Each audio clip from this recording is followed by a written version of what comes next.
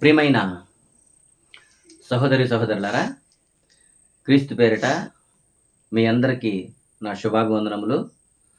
ప్రియులరా, ఇప్పటి వరకు కింగ్ స్టీవెన్ రోరింగ్ క్రైస్ట్ ఛానల్లో 6 పార్ట్లుగా ప్రియులరా, నేనే నా సేవకుడి మాటను రూఢిపరచెదను అని చాలా ఉన్నతమైనటువంటి సబ్జెక్టుతో ప్రియులరా మీ ముందుకొచ్చాను. నిజంగా ఆ మెసేజ్ విన్న కొంతమంది సహోదరులు ఫోన్ చేస్తూ నిజంగా సేవకుల గురించి ఎంత హైలైట్గా మాట్లాడు అని అంటుంటే ఆ మహిమంతా దేవునికే చెందాలని నేను కోరుకుంటున్నాను ప్రియులరా.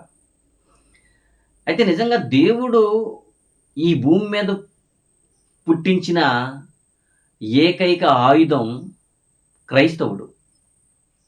దేవునికి ఈ భూమి మీద ఉన్న ఏకైక ఆయుధం బైబిల్ బాగా చదివి నేర్చుకుని అనేక మందికి సువార్త ప్రకటించి పరలోకాన్ని పంపించే ఆయుధమే క్రైస్తవులు ఈనాడు. అలాంటి క్రైస్తవులు బోధన మార్చేస్తూ వారి స్వప్రయోజనాల కొరకు బోధించే బోధకులు కూడా బలహీనులుగా ఉన్నారు చాలామంది మన చుట్టుప్రక్కల. అయితే ప్రియులరా, ఏ సేవకుడైనా దేవుడు ఎంచుకోబడ్డవాడేనా, ప్రతి సేవకుడు కూడా దేవునిచే ఎన్నికైన వాడేనా అని కొంతమంది అడగటంలో ఇక పార్ట్ 7 మనం మాట్లాడుకునే దీంతో ఈ పాటను ముగించుకుందాం ప్రియులారా. నిజంగా ప్రతి సేవకుడు దేవునిచే ఎన్నుకోబడిన వాడు కాదు, ఓకేనా. దేవునిచే ఎన్నుకోబడ్డ సేవకులు చాలా తక్కువగా ఉంటారు ప్రియులారా. దేవుడు ఎన్నుకొనని బోధకులు ఎక్కువగా ఉంటారు. అయితే సాతానుకు సంబంధించిన బోధకులని అర్థం ఎక్కువగా ఉండేవారు. దేవుడికి బోధకులు ఉంటారు, దెయ్యానికి కూడా బోధకులు ఉంటారు. ఇందాక ఒక సహోదరుడు ఒక వీడియో చూపించాడు.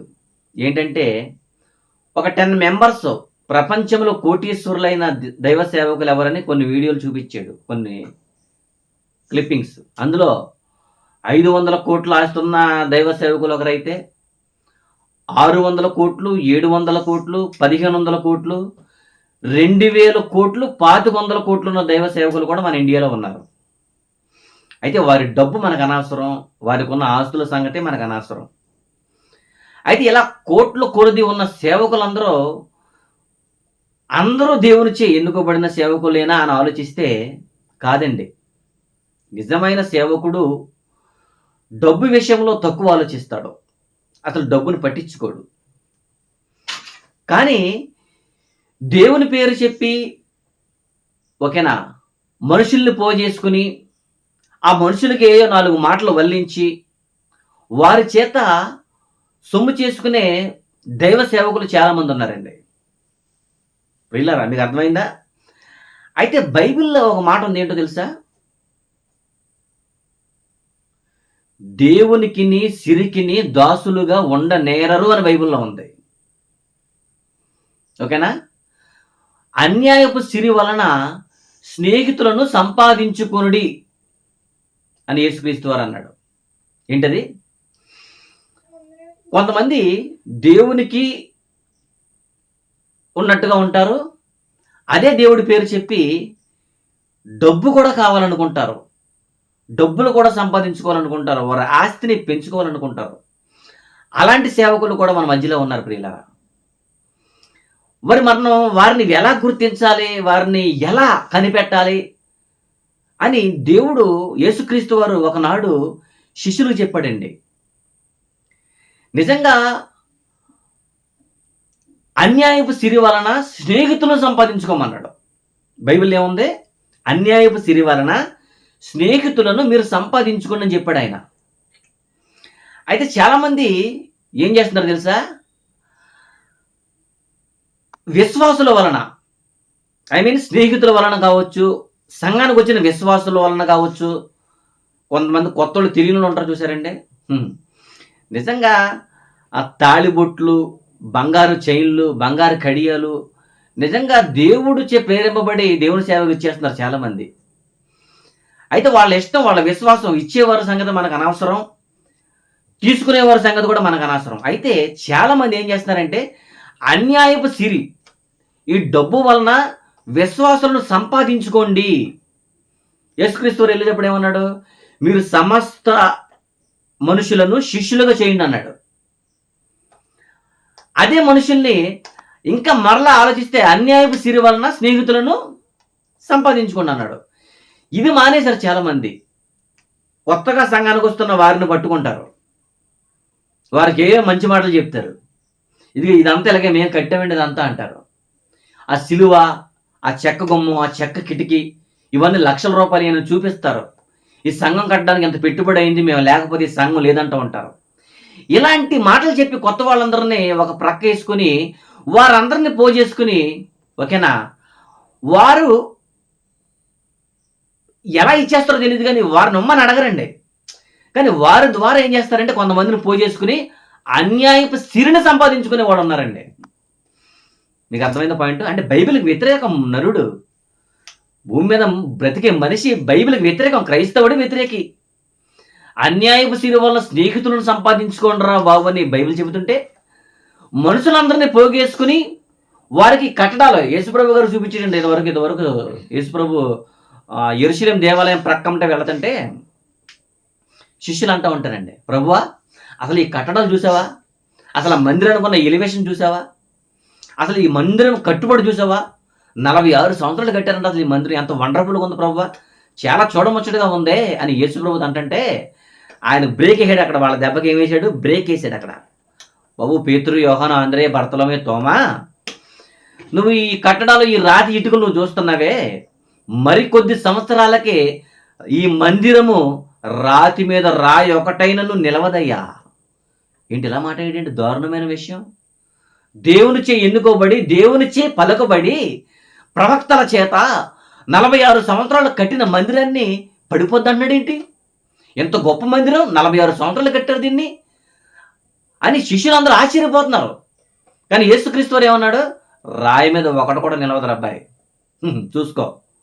నిజంగా యేసుక్రీస్తు వారు అన్న మాట ఆ నీరో చక్రవర్తి కాలంలో నెరవేరింది. ఓకే, ఆ గొడవ జరిగింది, యూదో తిరుగుబాటు వల్ల జరిగింది. అది రాయి మీద రాయి ఒకటి కూడా నిలవదంటే మీనింగ్ ఏంటంటే యేసుక్రీస్తు వారు చాలా క్లారిటీగా అన్నాడండి. ఆ మాట మీరు బైబిల్ ఉంది, రాతి మీద రాయి ఒకటైనను నిలవదు అన్నాడు ఆయన.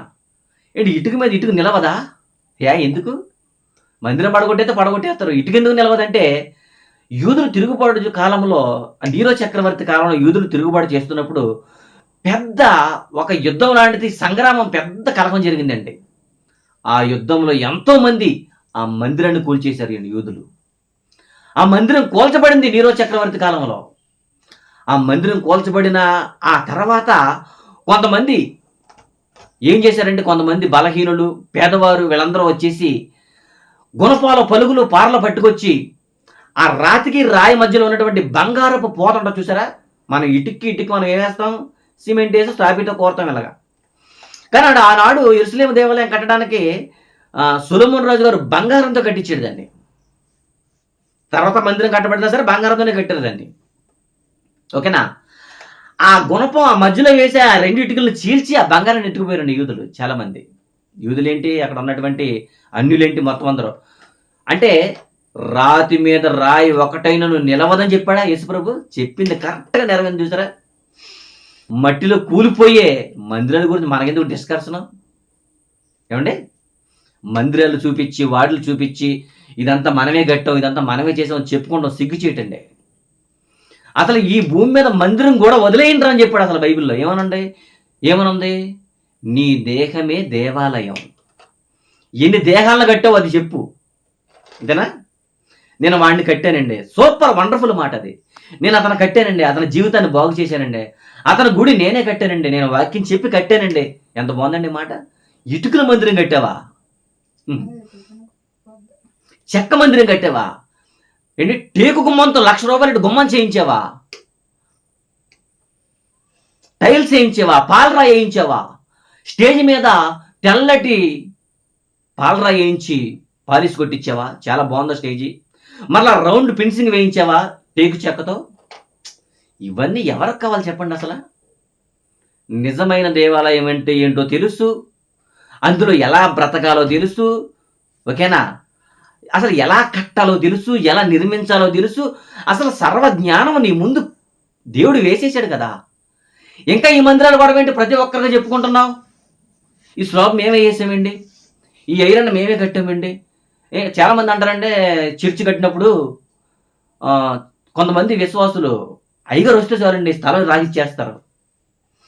ఏమండి స్థలం వెంటనే రాసిచ్చేస్తారు 4 సెంట్లు 5 సెంట్లు. నిజంగా ఇవ్వటంలో తప్పులేదండి, మందిరం అవసరం కాబట్టి ఇవ్వడంలో తప్పే ఉంది. ఇచ్చిన వాళ్ళు కుదురుకుంటారండి, ప్రతి సంవత్సరం గుర్తు చేస్తాడు దీన్ని, ఈ స్థలం నేనే ఇచ్చాను. ఏంటది?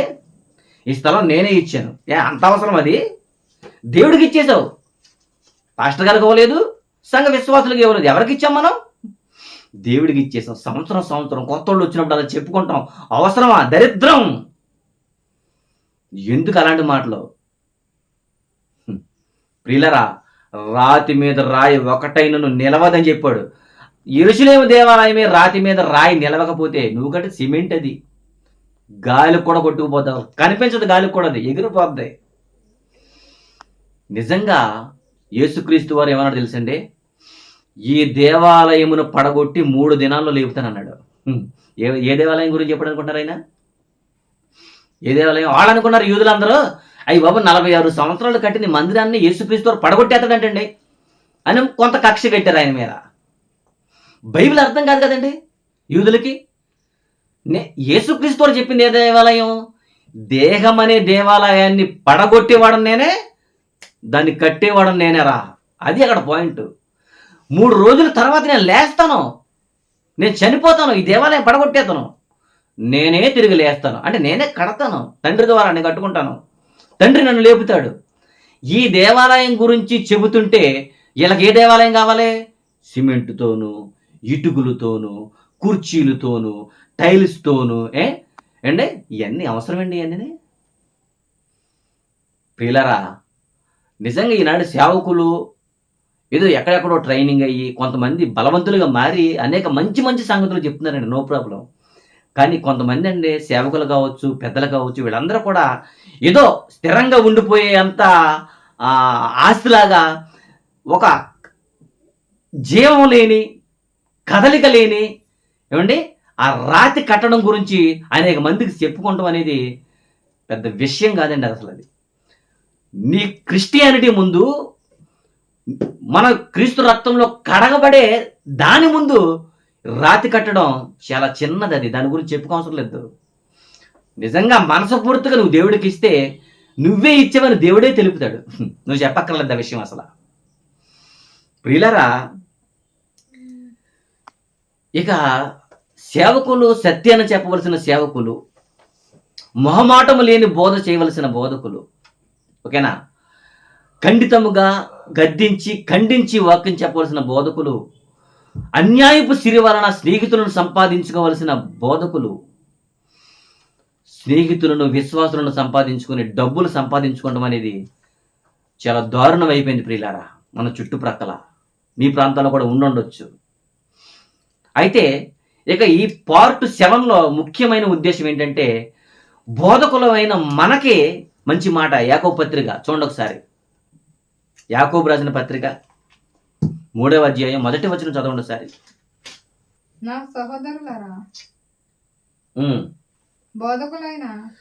నా సహోదరులారా, బోధకులమైన మనము మరి కఠినమైన తీర్పు పొందమని. తీర్పు అంటేనే డేంజర్ అండి, తీర్పు అంటేనే డేంజర్. బోధకులమైన మనం మరి కఠినమైన తీర్పు పొందుదమని తెలుసుకుని మీరు అనేకులు బోధకులు కాకుండుడి. తీర్పు అంటేనే భయంకరం.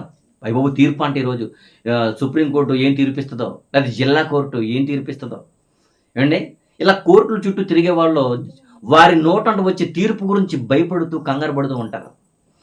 తీర్పు అంటే అంత భయంకరం, భయం. కొంతమంది అయితే హార్ట్ అటాక్ చచ్చిపోయిన కూడా ఉన్నారు. ఏం తీర్పు చెప్తారో ఈరోజు భయం వేసి న్యూస్లో. ఏమండి నిజంగా తీర్పు అంటేనే ఎంత భయంకరం అంటేనండి, తీర్పు అంటే ఏంటంటే నోటు నుంచి వచ్చే మాట, ఆయన జడ్జి గారు ఏది చెబితే అదే ఫైనల్. తీర్పు అంటేనే భయంకరమైతే కఠినమైన తీర్పు అంటండి, ఇది ఇంకెంత దారుణం చెప్పండి. తీర్పు అంటే డేంజరు, కఠినమైన తీర్పు అంటే మరీ డేంజరు, మరీ కఠినమైన తీర్పు అంట మరి బోధకులకి. ఎవరికి? మనకండి. ఏమంటే కొట్టడం అంటేనే చాలా డేంజర్, చితక కొడేస్తారండి. పోలీసుల దెబ్బలు తెలుసు కదండి, పోలీసుల దెబ్బలు తిన్నవాళ్ళకి అర్థమవుతూ ఉంటుంది. ఏమండి కొట్టడం అంటేనే చితక కూడా పడేస్తారు. చితక కొట్టేండ్రా అంటే, కొట్టడం అంటే మామూలుగా, చితక కొట్టేండ్రా వాడిని అంటే ఇది ఇంకా డేంజర్ కదా. సావ కొట్టండి అంటే ఇంకేంటి, చచ్చిపోతాడు. ఇంకా చచ్చేంత దెబ్బలు కొట్టేస్తారండి. కొట్టడమే దారుణం, చితక కొట్టి పడేయండి రండి అంటే ఇంకా దారుణం, సావ కొట్టండి అంటే మరీ దారుణం. చూసారా ఎంత దారుణమో మాట. కొట్టడం అంటే డేంజర్, తీర్పు అంటేనే డేంజర్, కఠినమైన తీర్పు అంటే ఇంకా డేంజర్. మరీ కఠినమైన తీర్పు అన్నాడండి. బోధకులమైన మనం మరీ కఠినమైన తీర్పు పొందాలని తెలుసుకొని మీలో అనేకులు బోధకులు అవ్వద్దు. బోధకుల్ని ఏం చేయమన్నాడండి? అవ్వద్దన్నాడండి. బోధకులు అవ్వకుండా ఉండి బోధకుడి దగ్గర నేర్చుకుంటే నీ లెక్క నువ్వు చెప్పుకోవచ్చు, మిగతా వారి లెక్క నువ్వు చెప్పక్కర్లే. నువ్వు బోధకుడుగా సంఘ పెద్దగా అందరి ముందు కూర్చుని అందరికి తీర్పు తీర్చావనుకో, నీ లెక్కకు నువ్వే సమాధానం చెప్పాలి, ఇక్కడున్న 100 మందికి నువ్వే సమాధానం చెప్పాలి. మన సమాధానం చెప్పుకుంటూ రాదు, మళ్ళీ 100 మందికి ఇంకేం చెప్తాం మనం? మైకు ముందు సరిగ్గా మాట్లాడతామే రాదు మనకే, మళ్ళీ 100 మంది గురించి మనకెందుకు బాబు? లేనిపోని కూడా మెదలకుండా కూర్చుని విశ్వాసంగా కూర్చుని నేర్చుకోవచ్చు కదా. మేము జనాల్లో కనపడాలండి, మేము స్టేజ్ మీదకి వెళ్ళిపోతే కానీ మాకు నిద్ర పట్టదండి, మాకు ఆకలిదండి అసలు అంటావా? మరీ కఠినమైన తీర్పు నీకు కుమ్మేస్తాడు. మామూలుగా ఉండదు, పాతాళంలో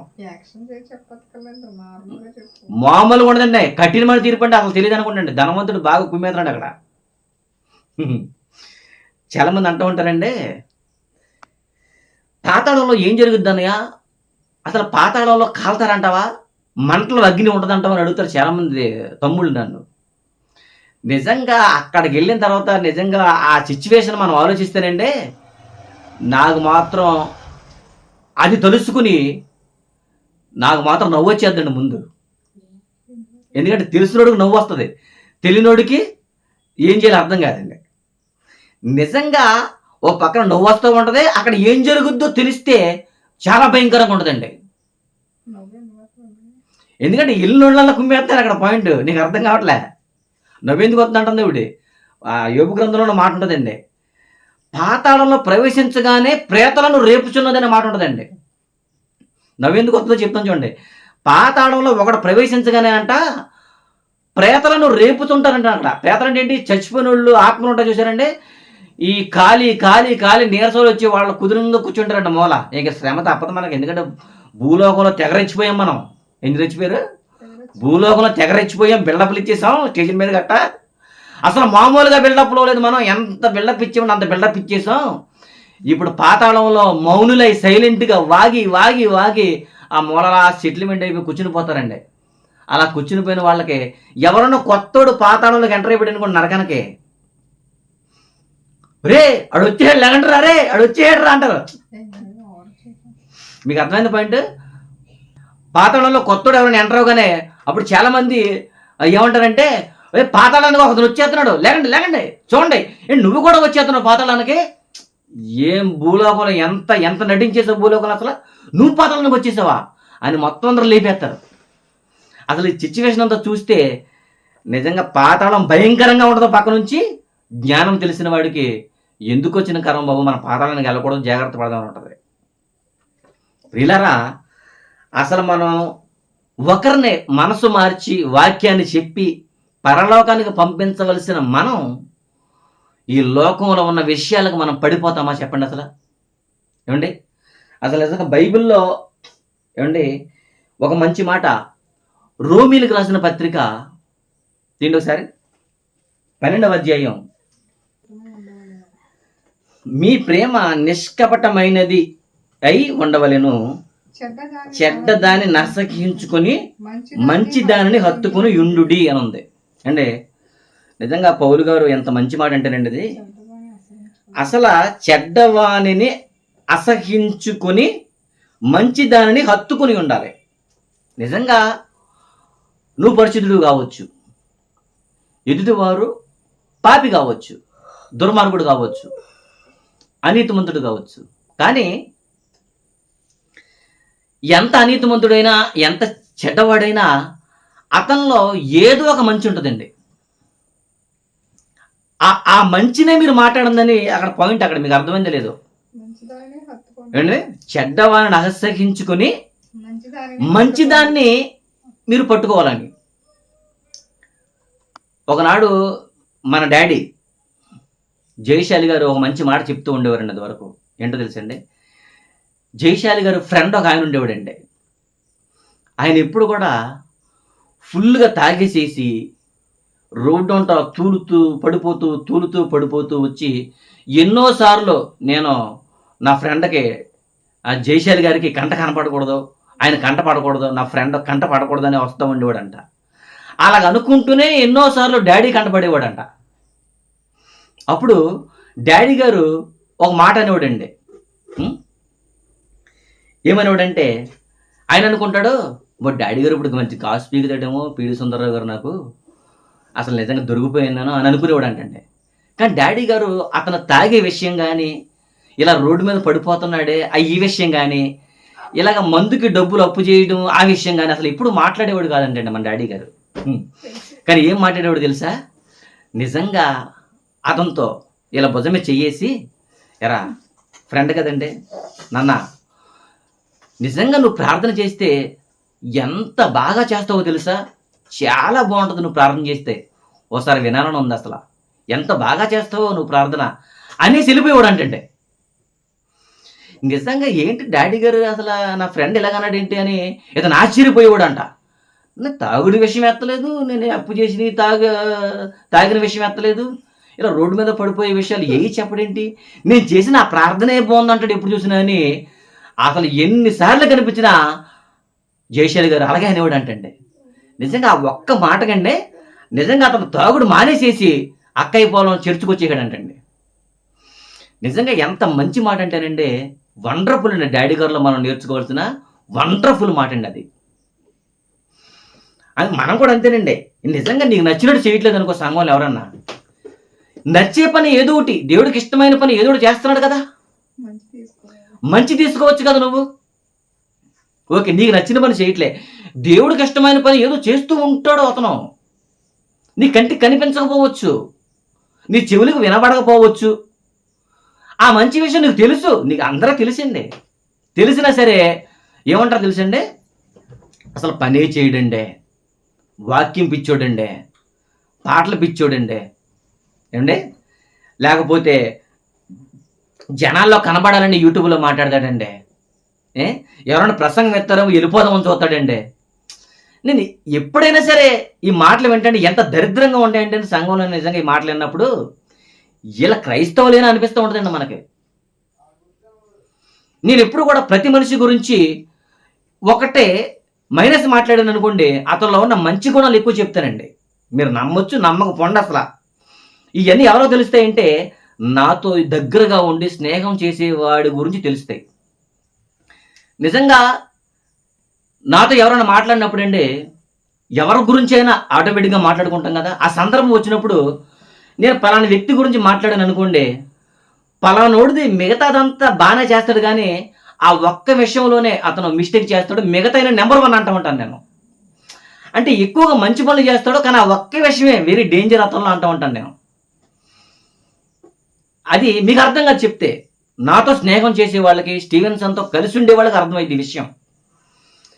అందుకనండి బైబిల్ ఈ మాట అర్థం కాదండి మనకి. ఎందుకంటే బోధకులమైన మనకి కఠినమైన తీర్పు ఎందుకో తెలుసా, ఎదుటివాడి గుణగణాలను, ఎదుటివాడి క్యారెక్టర్ను ఎరగాలి సంఘంలో మనం. ఏదో నీ దారిలోకి రాలేదని, నీకు ఇష్టమైన పని చేయలేదని సంఘం ముందు ఎదుటివారిని బ్యాడ్ చేయడం అవసరం అంటారా? అసలు వాక్యం చెప్పడానికి కూడా సరిపోరండి ఇలాంటి వాళ్ళు. అసలు వాక్యం చెప్పకూడదు, కానీ చెబుతూ ఉంటే నాకు భయం వేస్తూ ఉంటుంది. ఏంటో మరి పరిస్థితి, చెప్పకూడదండి అసలు. నిజంగా బోధకులమైన మనం నేర్చుకోవాల్సిన ముఖ్యమైన పాయింట్ ఏంటంటే, చెడ్డదాన్ని అహస్సించుకుని చెడ్డదాన్ని వదిలే, ఏమండి మంచి విషయాలు ఉంటాయి చూసారా ప్రతి మనిషిలోనూ, అది కొండ్రుపోలో మా ఫ్రెండ్ రాజు ఉన్నాడండి. ఆ, ఇంకా బాబ్జీ డాడీ గారు ఉన్నారండి, సురేష్ గారు ఉన్నారండి, ఇంకా కొంతమంది శ్రీను గారు ఉన్నారండి. ఇలా మా జీడిఎం సంఘంలో కొంతమందితో ఎక్కువగా నేను మాట్లాడే మాటలు ఇవేనండి. వాళ్ళు ఏయో ఉంటాయి, కానీ ఎక్కువగా మేమందరం కూడా దేవుడి వాక్యాలు కూర్చుని చర్చించుకుంటాం. నీ పరిస్థితి ఉందో, నీ పరిస్థితి ఎలా ఉందని ఎదురు బదురు మాట్లాడుకుంటాం మొహమాటం లేని వారిగా. నిజంగా ఇలా మాట్లాడుకుంటాం వలన ఏ విభేదాలు ఉండవండి అసలు సంఘంలో, తెలుసా మీకు అసలు? ఇది మెయిన్ నేర్చుకోవాలండి. ప్రతి క్రైస్తవుడు కూడా ఇది నేర్చుకోవాలి.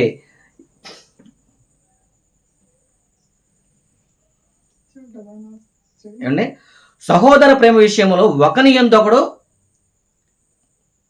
10వ వచనం అండి, సహోదర ప్రేమ విషయంలో ఒకని యందు ఒకడు అనురాగము గలవారే, ఘనత విషయంలో ఒకరినొకడు గొప్పగా ఎంచుకునండి. చూసారా, మనం బోధించేది బయట వారికి కావచ్చు, మనం బోధించేది ఎక్కడో బయట వరకు బోధిస్తాం.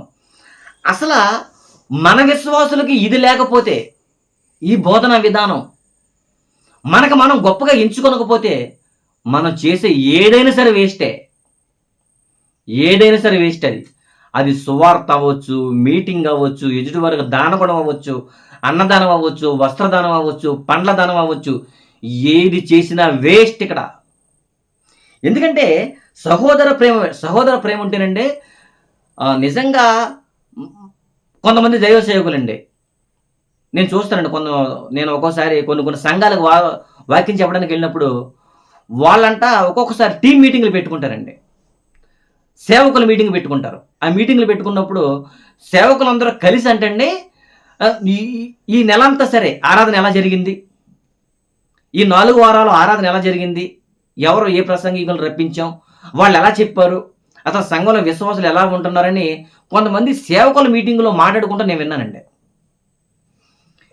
నిజంగా సేవకులైన వారే, యూనివర్సిటీ బయట ఉన్న సేవకులే ఇంత సహోదర ప్రేమ విషయంలో కమ్యూనికేషన్ ఉండి ఒకరు అనురాగము గలవారే ఉంటంటే, మరి కొంతమంది ఏంటంటే మహాజ్ఞానం తెలిసి సత్యంలో ఉండి కూడా ఆడు వేస్ట్, ఈడు వేస్ట్, సంఘంలో ఉంటే ఉంటారో పోతే పోతారండి అన్నాడు ఒక అతను.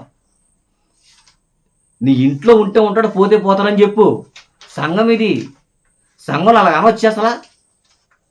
ఏమండి, నిజంగా ఎంత దారుణమైన మాటలు మాట్లాడతారంటే అండి, కత్తిపోటి వంటి మాటలు కలవని బైబిల్ ఉంటుందండి. కత్తిపోటి వంటి మాటలు. జాగ్రత్త. ఎదుటి వారికి బోధించి నువ్వు ఎదురు కూర్చుని మాట ఎవరో ఒక వాక్యం చెప్తావు, నువ్వు అతను వాక్యం చెబితే దేవుడు ఇష్టపడ్డావు. ముందు నీ సహోదరుని ప్రేమించి అతనిలో ఉన్న మంచిని ఎంచు, చెడ్డను తుంచేయి, అప్పుడు ఎదుటి వారికి చెప్పు, దేవుడు ఇష్టపడతాడు. ఎవరినో తొట్టిల్లి, ఎవరినో నువ్వు చిన్నచూపు చూసి ఎక్కడికో వెళ్ళి ప్రసంగం చేస్తే లాభం ఏంటి నీకు? పోస్టర్లా, పాంప్లెట్సా, బాగున్నాయి ఫోటోలు, అందంగా ఉన్నట్టునే, ఫోటోలకి, ప్రింట్లకి, స్టేజ్ల మీద ఉన్న ఫోటోలకి లొంగేవాడు కాదండి బైబిల్ నేర్చుకున్న బోధకుడు. అసలు వాటికి లొంగడా? సహోదర ప్రేమ విషయంలోనూ ఏమండి, నిజంగా దైవ సేవకుడు అయితేనండి సంఘంలో ఉన్న వారిని ప్రేమిస్తాడు. అతనిలో ఉన్న మంచి విషయాలు ఎత్తుతాడు. నిజంగా మా పాస్టర్ గారు ఉంటారండి, ఆయనకి మహాజ్ఞానం తెలియకపోవచ్చు. నేను ఆయనతో మాట్లాడే విధానం మహాజ్ఞానం మీకు తెలియకపోవచ్చు. అంతెందుకు ఆయన అనేస్తాడు ముందు, నేను నీ అంత బైబిల్ స్టడీ చేయలేదు చిన్న, ఆయన ఏడండి, ఏదో బైబిల్ అలాగా చెబుతూ ఉంటాను, చిన్నప్పటి నుంచి దేవుళ్ళో పెరిగాను కాబట్టి అలా బైబిల్ చెప్తాను చిన్న అంటూ ఉంటాడు. నిజంగా ఎంత మంచి మాట అండి అది. మనకు 5 పైసలు వాక్యం తెలియదు, ఓగా తెగరెచ్చిపోతాం మనం చాలామంది క్రైస్తవులు.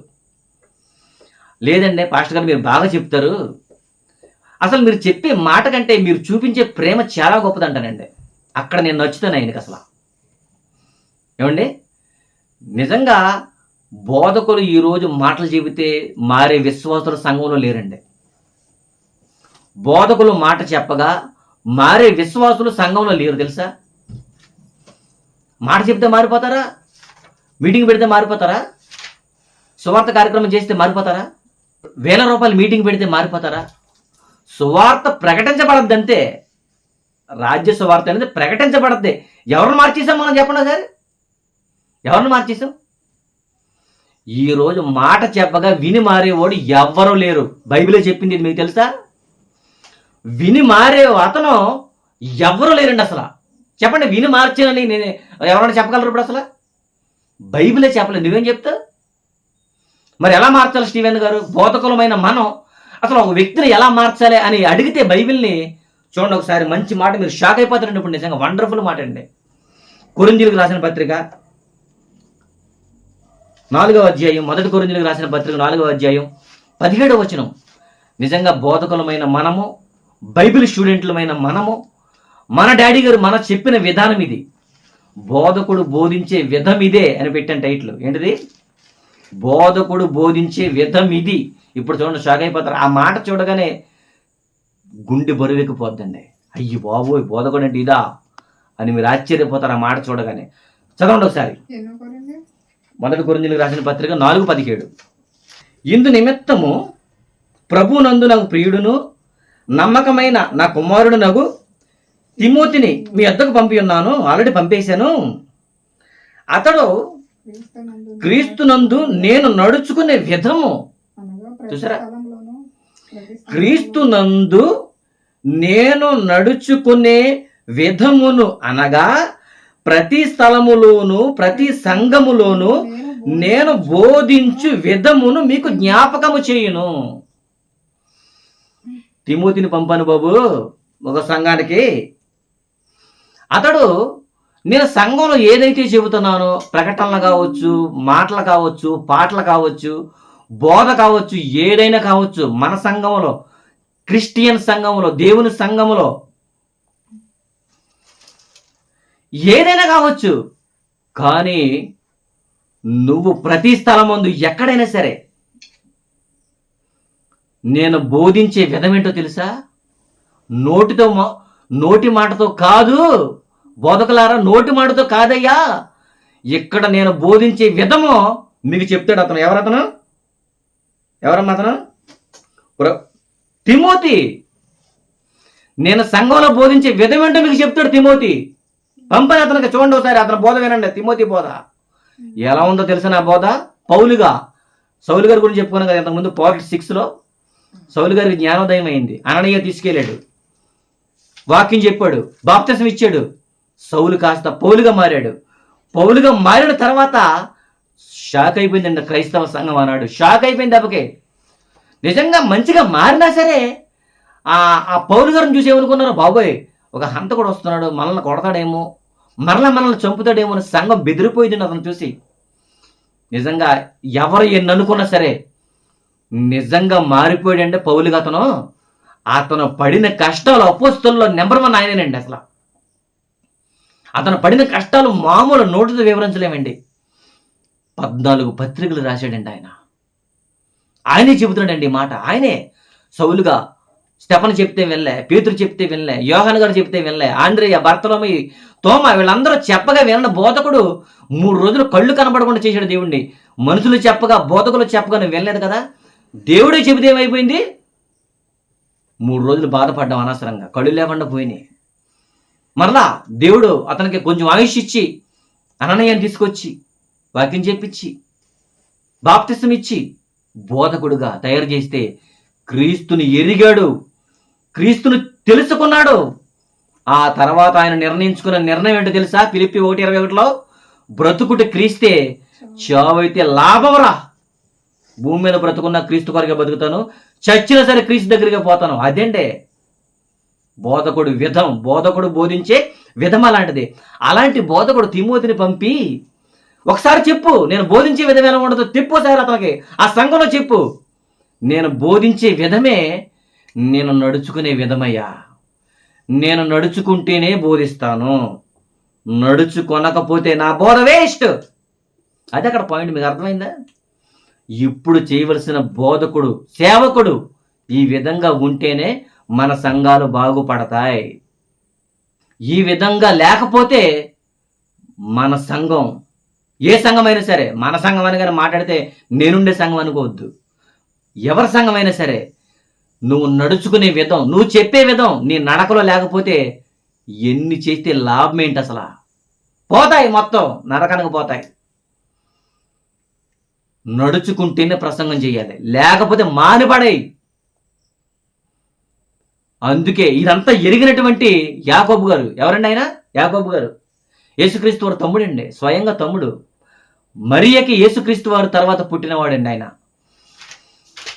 బోధకులమైన మనము మరియము కఠినమైన తీర్పు పొందుతాం అబ్బాయి, దయచేసి బోధకులు అవ్వద్దని బతిమలుతున్నాడు ఆయన. ఎందుకు బతిమలుతున్నాడు? బోధకులు అయిపోతారు కానీ పాటించరు, పెద్దలు అయిపోతారు కానీ ప్రవర్తనలో ఉండదు, మాటలో ఉన్న ధైర్యం చేతలో ఉండదు. చేతకాని కబుర్లు ఎన్నో చెప్తారు సంఘంలో, చేతల్లో ఏది? చేతగాని సంగతులు చేతల్లో ఉండాలి. నేను బోధించే విధమే నేను నడుచుకునే విధం, నేను నడుచుకునే విధమే నేను బోధించే విధమయ్యా. నిజంగా ప్రియులరా, ఇతను బోధకుడు స్టీవెన్ మాకు చెప్తున్నాడని దయచేసి మీరు ఎవరు అనుకోవద్దు. నన్ను బోధకుడుగా ఎంచుకునేవారు చాలామంది నా తరం వారు ఉన్నారు. కొంతమంది నేనంటే ఓర్చుకున్న వారు నాకు అనవసరం అసలు వాళ్ళ గురించి, అసలు ఐ డోంట్ కేర్, పట్టించుకుని అసలు. నా మాటలు వినేవారి కోసం నేను చెబుతున్నా, నా సహోదరుల కోసం నేను చెబుతున్నా, బైబిల్ ప్రకారంగా చెబుతున్నా. అదైనా సరే నాలో ఉన్న ఎమోషన్ని నేను చూపించట్లే. నా ఎమోషన్లో బైబిల్ ముందు పనిచేస్తాయా? ఎవరి ఎమోషన్లో ఎవరి కోపతాపాలు సంఘంలో చూపిస్తే అసలు సంఘములో నుంచే బయటికి వెళ్ళిపోమని చెప్పాడు. మీకు తెలుసు అసలు ఈ విధంగా కరెక్ట్గా నువ్వు బ్రతికితేనే రా, బ్రతకని కోకొరం నాకెందుకు అంటారు మన ఆత్మీయ తండ్రి జయశాలి గారు. నిజంగా ఏ బోధకుల్లోనైనా సరే రండి మందిరానికి వచ్చేయండి అని బోర్డాడతారండి. కానీ మన తండ్రి గారు ఒక్కలే ఎవరు పడితే వాళ్ళు నా దగ్గర రావద్దు అంటాడంతే జయశాలి గారు. ఇప్పుడు ప్రసన్నాన్ని కూడా అలాగే చెబుతాడండి, ఎవరు పడితే వాళ్ళు రావక్కర్లే, దేవుని కొరకు ఉన్నతంగా బ్రతికేవారే రావాలని ప్రసన్నాన్ని ఖండితంగా చెబుతున్నారు. కరెక్ట్గా నిలబడాలి దేవుళ్ళో, నిలబడితేనే రెండయ్యా, నిలబడినప్పుడు నాకెందుకు. ఏంటంటే మంచి మాట అది. అతను చెప్తాడు తిమోతి, నేను అసలు ఎలా సంఘంలో ఎలా నా రీతి ఎలా ఉంది, నా విధానం ఎలా ఉంది. ప్రియులారా, బోధకులమైన మనం ఈ విధంగా ఉండకపోతే చాలా ముప్పులో పడతాం, మన సంఘమే మనమే పాడు చేసిన వాళ్ళు అవుతాం. కాబట్టి యేసుక్రీస్తు వారు కూడా లోకసువార్త 20:21 ఏమంటాడంటే, ఆయన అధికారము గలవాని వలె బోధించెను, మొహమాటము లేనివాడుగా చెబుతున్నావు అంటారండి ఆ శిష్యులందరూ కూడా. ఏంటంత మొహమాటం లేనివాడుగా చెబుతున్నావు? అంతేనండి, నిజంగా మనం మొహమాటం లేనివాడుగా ఉండాలండి.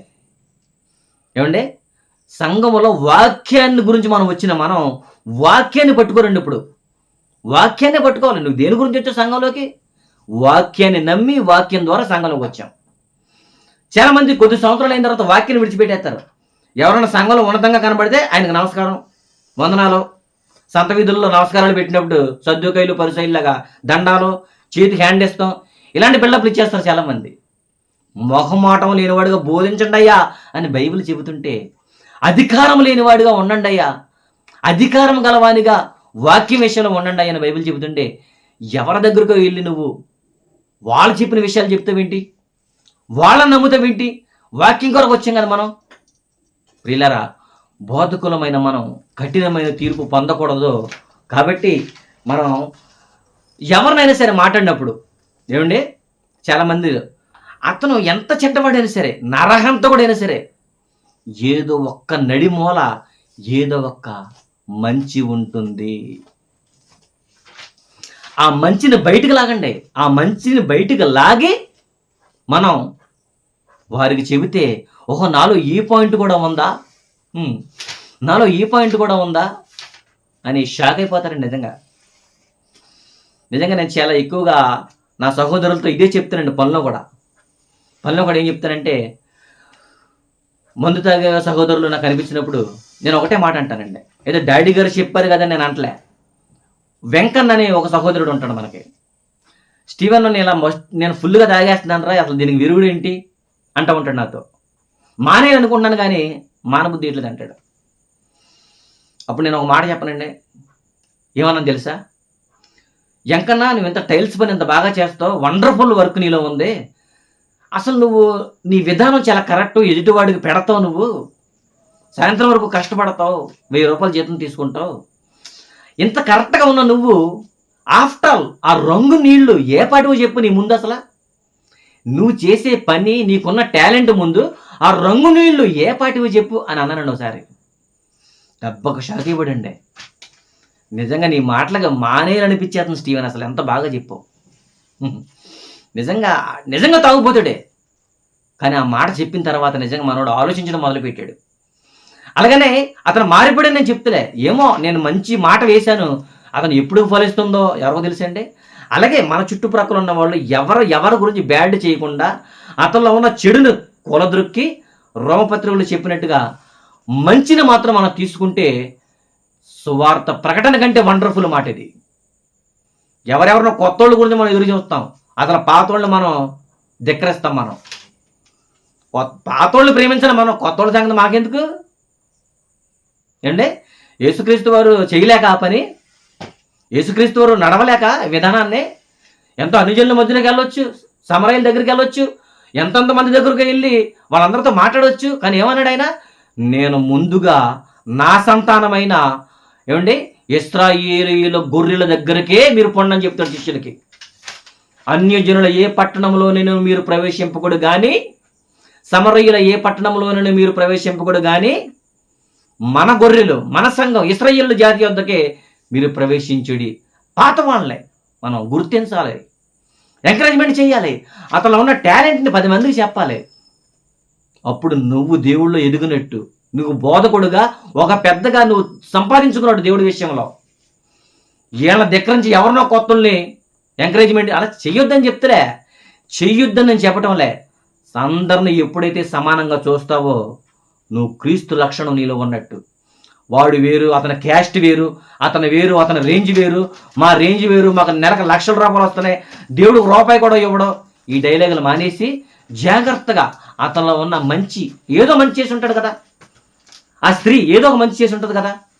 సమర స్త్రీ మాట్లాడవలసిన పని ఏంటి ఆవిడికి? అసలు నిజంగా సమర స్త్రీ వాక్యం చెబితేనంటే షాక్ అయిపోతాడండి దెబ్బకి. అది చూశాడు ఆవిడలో. సమర స్త్రీని ఒక్క ఆవిడని మనం పడితే మొత్తం ఊరంతా తీసుకొచ్చింది ఆవిడ. నిజంగా ప్రతి ఒక్కరిలోని స్త్రీ పురుషుల్లోనూ ఏదో ఒక మంచి ఉంటుందండి. ఆ మంచి గురించి మనం మాట్లాడితే మన సంఘ సేవ, మన సంఘం అపోస్తలుల వలె సంఘం వలె, ప్రారంభ నాటి సంఘం వలె నేడు మన అందరం కూడా వాక్యపు కాంతులై కనబడతాం సమాజానికి. ఇది ఎప్పుడైతే సంఘంలో కరువు అవుతుందో, ఎవరికాళ్ళు కొట్టుకుంటాలో, తిట్టుకుంటాలో, ఎదురు చూపులు, వెర్రు చూపులు, సంఘం ఎప్పటికీ వర్ధిల్లదు. ప్రతి చిన్న పిల్లోడితో మనం చెప్పించుకుంటాం ఏంటి దరిద్రం అని. కాబట్టి ప్రియులారా, మా ఇప్పటి వరకు విన్న మీ అందరికీ క్రీస్తు పేరిట నా వందనాలు. ఎందుకంటే నేనే నా సేవకుడి మాటను రూఢిపరిచేదనన్న విషయం నిజంగా దేవుడు ఎందుకున్న సేవకుడు మాట రూఢిపరుస్తాడు. నడుచుకునే విధం పౌలు గారు చెప్పారు చూసారా, నేను ప్రకటించే విధమే బోధించే విధం, నేను బోధించే విధమే నేను నడుచుకునే విధం. అదండి సేవకుడు మాట రూఢిపరిచేదంటే అతనికి వర్తిస్తుంది ఈ మాట. అంతేగాని బైబిల్ పట్టుకున్న ప్రతి ఒక్కరూ బోధకులు కాదు. నిజంగా మీరు చాలా క్రిటికల్ పాయింట్, చాలా ఉన్నతమైన పాయింట్, చాలా జాగ్రత్తగా ఆలోచించి సంఘంలో ఉన్న ప్రతి ఒక్కరిని సమానంగా చూస్తేనే మనం అందరం కూడా పరలోకం వెళతాం. బోధకుడు బోధించే విధం ఇది, నడుచుకునే విధం, బోధించే విధం. Thank you so much. అందరికీ విన్న మీ అందరికీ క్రీస్తు పేరిట నా శుభాభివందనములు. Thank you so much.